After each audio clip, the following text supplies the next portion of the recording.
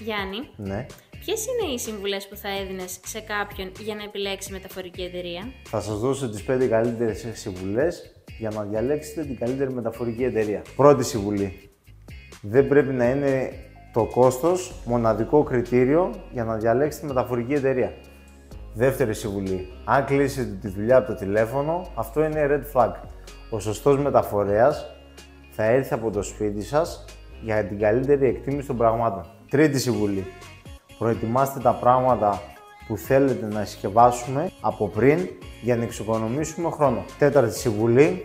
Ο σωστός μεταφορέας θα σας πει πού θα τοποθετηθεί το ανυψωτικό μηχάνημα και θα αναλάβει τις απαιτούμενες άδειες. Πέμπτη και τελευταία συμβουλή.